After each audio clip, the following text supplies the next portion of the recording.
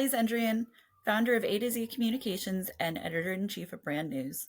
This is my first recording for the Brand Stories podcast, and I figured it was only logical and arguably fair for me to tell my own brand story first. The rationale behind this podcast is that we live in a time where, perhaps because of influencers or because in a global market we need to be able to stand out, people are increasingly owning and becoming brands. I think that this trend is only going to increase. The first question I'll have for guests on my podcast will always be what their favorite brand is and why. For me, this is super easy, and anyone who knows me should see this one coming. My favorite brand is Disney. I was one of the fortunate kids who went there each summer with my family growing up, and it's become one of the only places I can truly relax. The company does a magnificent job of branding and building a following. I own and broadcast my love of Disney. That's part of what makes me me, which brings me to the concept of a personal brand. From my standpoint, a personal brand, somewhat like its corporate sister, is how someone identifies themselves to the world. It can be just one aspect of a person's life that they lean hard into, but more often than not, it's the collection of experiences and attributes that makes a person themselves and how they want to be seen by the world. So what else is a part of my brand, and how did I go about deciding what would be incorporated and what wouldn't? For me, it didn't come down to one brainstorming session and then a fully baked brand identity. My journey to determining my brand has been a series of decisions over the last few years. Other parts of my brand include the fact that I'm a single mother to two beautiful children, Mateo and Cecilia. I love the St. Joseph's University men's basketball team, the Hawks. I am the product of an all-girls Catholic high school. I believe in paying it forward and taking care of the people who take care of you.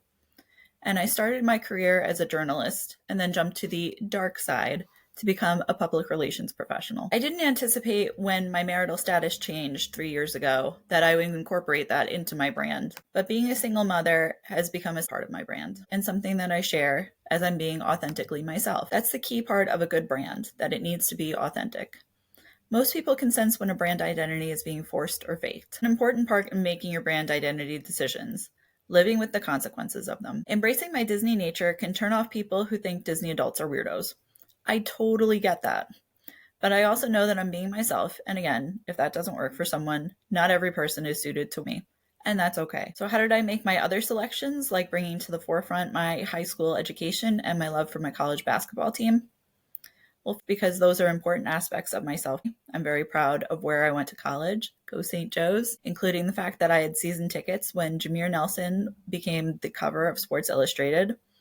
And because female empowerment and strength is important to me and something I hope to encourage in my life and with my brand. The other standard question that you can anticipate as being part of this podcast is what a person's advice is to those who are developing their brands. My advice would be to understand who you are, be authentic to yourself, and understand what's ownable.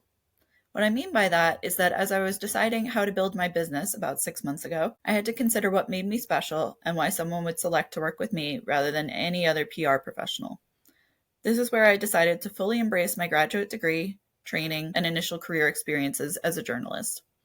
This set me apart from the PR people who haven't had these experiences, as I can better understand what belongs in a story because I've written quite a few of them.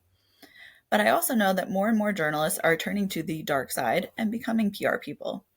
That's where the idea for Brand News was born, that if I was going to lead with my journalism foot, I'd better be able to confidently walk with it. Brand News is a website where leaders and firms get an opportunity to share their news when they aren't getting the media attention they'd like to elsewhere.